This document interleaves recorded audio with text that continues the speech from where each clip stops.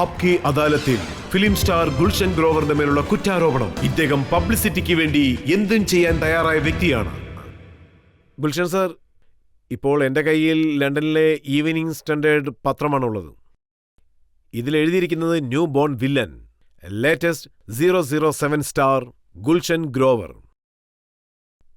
മറ്റൊരു ന്യൂസ് പേപ്പറിൽ എന്താ എഴുതിയിരിക്കുന്നത് വെച്ചാൽ, ഗുൽഷൻ ഗ്രോവർ താങ്കളെയാണ് കോട്ട് ചെയ്തിരിക്കുന്നത്. My shot at Bond. താങ്കൾ പറയുകയാണ് ജെയിംസ് ബോണ്ടിന്റെ അടുത്ത സിനിമയിൽ അദ്ദേഹത്തിന്റെ അടുത്ത വില്ലനായിട്ട് താങ്കൾ ഉണ്ടാകുമെന്നാണ് പറയുന്നത്.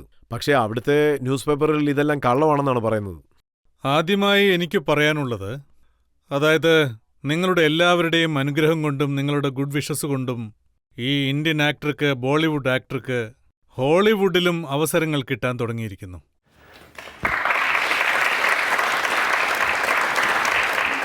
ഇത് എന്നെ സംബന്ധിച്ചിടത്തോളം വളരെ അഭിമാനമുള്ളൊരു കാര്യമാണ്.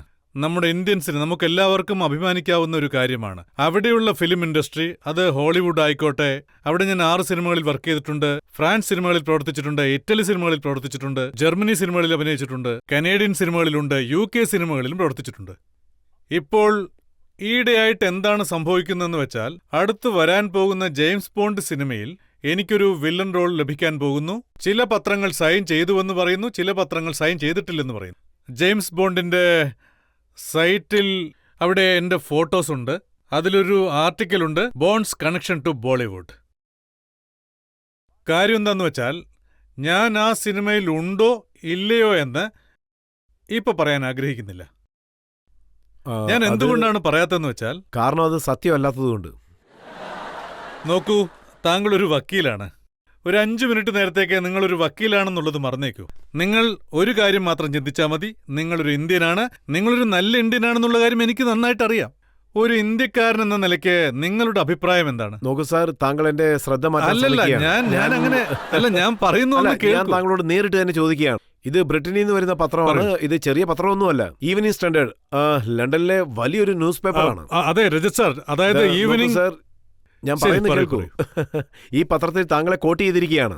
To be in Casino Royale would be a real honour to me and my country. അതെ, താങ്കൾ ഒരു ഇംപ്രഷൻ ക്രിയേറ്റ് ചെയ്യുകയാണ്. അതായത് ജെയിംസ് ബോണ്ടിന്റെ സിനിമയിൽ ആക്ട് ചെയ്യാൻ പോവുകയാണെന്ന് പറഞ്ഞു. ഇത് സത്യമാണോ കള്ളമാണോ? ഞാൻ വരാനിരിക്കുന്ന ജെയിംസ് ബോണ്ട് പടത്തിൽ വില്ലനായി അഭിനയിക്കാൻ പോകുന്നുവെന്ന് ഇംപ്രഷൻ ക്രിയേറ്റ് ചെയ്യുന്നു.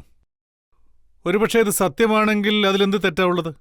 അതായത് ഒരുപക്ഷെ ഞാൻ ജെയിംസ് ബോണ്ടിന്റെ സിനിമയിൽ അഭിനയിച്ചാൽ എനിക്കും എന്റെ രാജ്യത്തിനും അഭിമാനിക്കാവുന്ന കാര്യമാണ്. ഇതിൽ എന്തെങ്കിലും തെറ്റുണ്ടോ? നിങ്ങൾ പറയൂ, എന്തെങ്കിലും തെറ്റുണ്ടോ? ഇല്ലല്ലോ. അതുപോലെ തന്നെ ധാരാളം ഇന്ത്യക്കാർ വിദേശ രാജ്യങ്ങളിലുണ്ടല്ലോ, ഇന്ത്യൻ സിനിമകളെ ഇഷ്ടപ്പെടുന്നവർ, അതായത് ബോളിവുഡ് സിനിമകളുടെ ഫാൻസ്. അവരെല്ലാവരും ഇത് ആഗ്രഹിക്കുന്നുണ്ട്. അതുകൊണ്ടൊക്കെയാണ് ഇതൊക്കെ എഴുതി പിടിപ്പിക്കുന്നത്. അതായത് ഞാൻ അടുത്ത ബോളിവുഡ് ജെയിംസ് ബോണ്ട് സിനിമയിൽ വില്ലനായി അഭിനയിക്കുന്നുവെന്ന്. ഇത് എല്ലാവരുടെയും പ്രതീക്ഷയാണ്, ആഗ്രഹമാണ്. അതാണ് അതിന്റെ ശരി. എന്റെ അഭിപ്രായത്തിൽ ഇതൊരു പോസിറ്റീവായ ഒരു കാര്യം തന്നെയാണ്. പോസിറ്റീവായ റിസൾട്ടാണ് ഉണ്ടാവാൻ പോകുന്നത്, ആരെന്തൊക്കെ പറഞ്ഞാലും ശരി. ഇന്നത്തെ പത്രത്തിൽ ഒരു റിപ്പോർട്ട് വന്നിട്ടുണ്ട്. ഈ പത്രത്തിൽ എന്താ എഴുതിയിരിക്കുന്നത് വെച്ചാൽ, ഈ പത്രത്തിലുള്ള വ്യക്തികൾ ലണ്ടനിൽ കാസിനോ റോയൽസിന്റെ പ്രൊഡ്യൂസേഴ്സിനോട് സംസാരിച്ചിരിക്കുകയാണ്. അവരെന്താ പറഞ്ഞിരിക്കുന്നത് വെച്ചാൽ, ഈ പത്രത്തിൽ തെറ്റായിട്ട് വാർത്ത വന്നിരിക്കുകയാണെന്നാണ് പറയുന്നത്. ആ പത്രത്തിൽ നിന്ന് ആ പ്രൊഡ്യൂസേഴ്സിനോട് സംസാരിച്ചോ ഇല്ലയോ എന്ന് ആരാണ് വെരിഫൈ ചെയ്യുക? ആ പത്രങ്ങളുടെ ഫോൺ കോൾസ് ഒന്നും എടുക്കാനുള്ള സമയം ആ പ്രൊഡ്യൂസേഴ്സിനില്ല. അവിടെ $100 മില്യൺ സിനിമ സെറ്റിൽ പൊയ്ക്കൊണ്ടിരിക്കുകയാണ്. അവർക്ക് ആയിരക്കണക്കിന് പ്രശ്നങ്ങളുണ്ട്. ഈ സമയത്ത് അവർക്ക് ഹീറോയിൻസിന് നോക്കണം. അതുകൂടാതെ അവർക്ക് ഒരുപാട് ജോലികൾ കിടപ്പുണ്ട്.